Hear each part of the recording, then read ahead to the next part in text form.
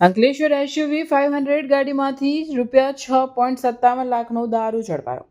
7 સામે સંગઠિત ગુનાખોરીનો ગુનો દાખલ. અંકલેશ્વર શહેર બી ડિવિઝન પોલીસ મથકની હદમાં ભરૂચ એલસીબી પોલીસની ટીમે બાતમીના આધારે એક મોટી કાર્યવાહી હાથ ધરીને લાખોની કિંમતનો વિદેશી દારૂનો જથ્થો ઝડપી પાડ્યો છે. પોલીસને મળેલી બાતમી મુજબ એક એક્સયુવી 500 ગાડી જેનો રજિસ્ટ્રેશન નંબર JJ01KR 6075 છે, તેમાં પ્રતિબંધિત વિદેશી દારૂ ભરીને અંસાર માર્કેટથી અંકલેશ્વર થઈ ભરૂચ તરફ જવામાં આવનાર હતું. આ બાતમીના આધારે પોલીસે કરજણ રેસ્ટ હાઉસ સામે વોચ ગોઠવી હતી અને વર્ણન મુજબની ગાડી આવતા તેને કોર્ડન કરી રોકી લીધી હતી.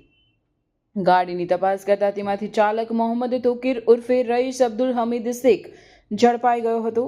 પોલીસે ગાડીમાંથી રોયલ સ્ટેક અને રોયલ ચેલેન્જ જેવી વિવિધ બ્રાન્ડની વિદેશી દારૂની કુલ 655 બોટલો મળી આવી હતી, જેની કિંમત 2,97,100 થાય છે.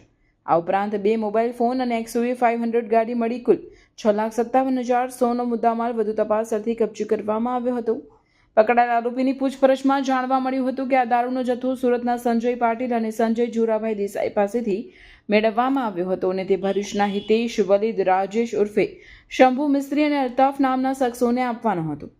આ ગુનામાં મુખ્ય આરોપી સંજય જુરાભાઈ દેસાઈનો ગુનાહિત ઇતિહાસ તપાસમાં સામે આવ્યો હતો કે તેની વિરુદ્ધ અગાઉ પણ નવસારી, સુરત, ભરૂચ, વાપી અને મહેસાણા જિલ્લામાં દારૂની હેરાફેરી, હથિયાર અને છેતરપિંડીના અનેક ગુનાઓ નોંધાયેલા છે.